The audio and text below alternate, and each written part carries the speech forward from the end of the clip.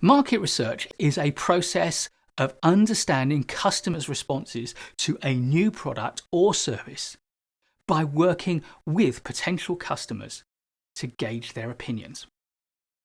And market research also allows companies to identify who their ideal customers are and to gather perceptions and feedback from them.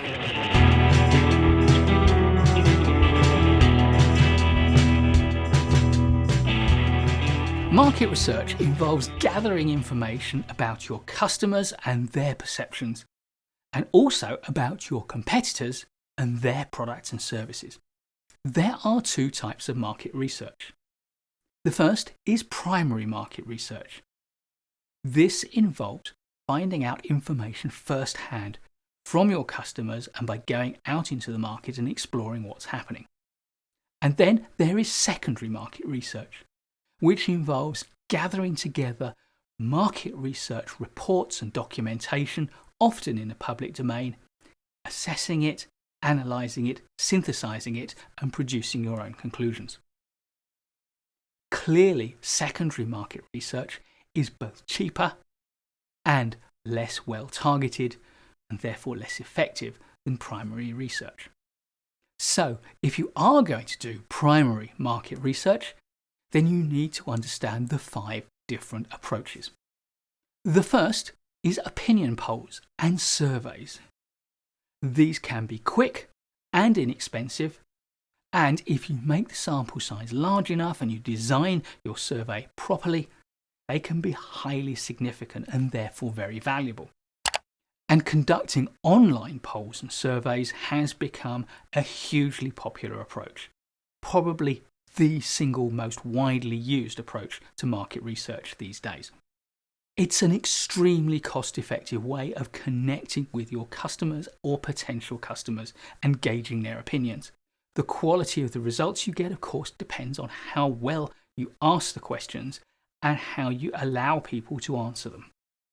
And of course, if you do the survey right, you can also make sure that your customers or potential customers come away from the experience of participating in the survey with a good general perception of you and your brand and the products and services you offer. The second approach is personal interviews, one-to-one conversations with customers and potential customers. This can give you huge and deep and meaningful insights into customer perceptions. But it does take a skilled interviewer, and it does take a lot of time, and it is therefore potentially a very expensive way to gather market data. However, as a follow-up to surveys and polls, it can be a great way of clarifying things that you can't understand in the results. But beware, you still have to use a representative sample of interviewees. If you interview too few people, then you may get a result that is biased by a few particular and possibly unusual opinions.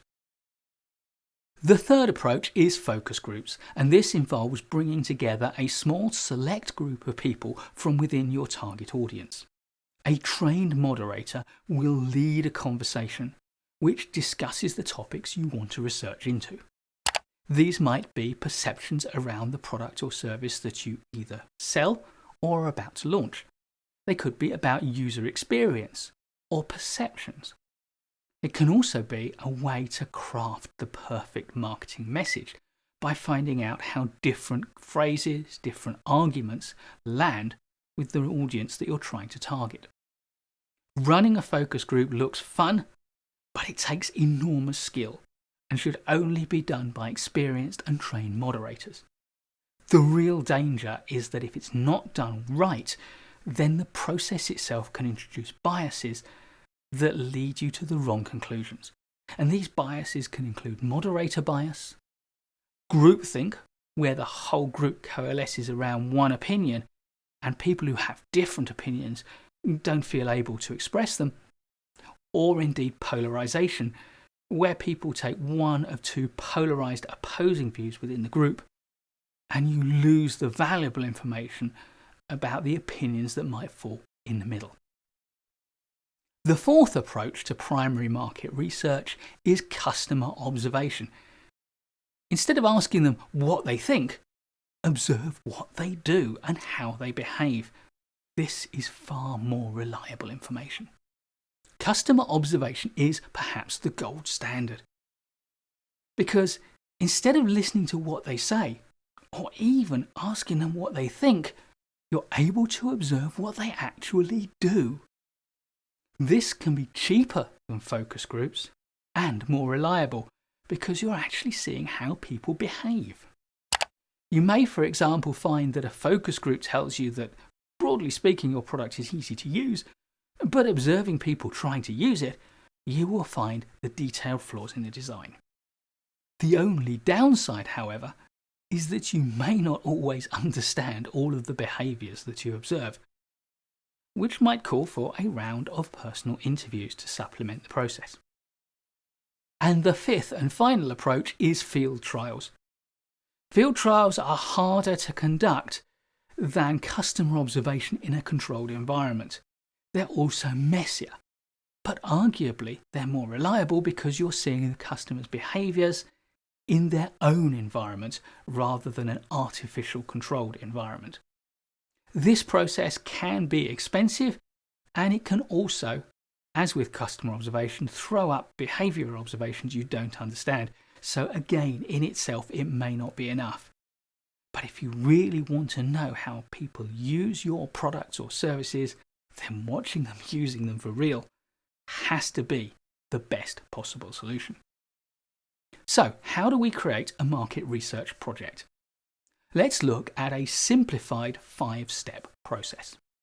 Step 1 is to define the issues and problems. What are the questions you want to answer? This is about establishing your research objectives. Step 2 is to design and plan your research project. 1. What is the broad approach you're going to use? Which type of research are you going to carry out? 2. What's the detailed design? What questions are you going to ask? And how are you going to ask them? And 3. What is your sample? How big is your sample size? And how are you going to gather the people you're going to question? Step 3 is to execute the plan and collect the data. Step 4 is to prepare that data, to analyse it, and to interpret it, and thereby draw your research conclusions. And finally, step 5 is to report your research findings. You need to fully document them and prepare reports that are suitable for presenting to the people who need to use the information. Any organisation which is serious about marketing its products, its services, or its brands has to understand its market, and market research is the way that we do it. Please do give this video a like if you've learned from it. There'll be loads more great management courses content to come, so please do subscribe to our channel and hit the bell so you don't miss any of it. I look forward to seeing you in the next video, and in the meantime, keep learning.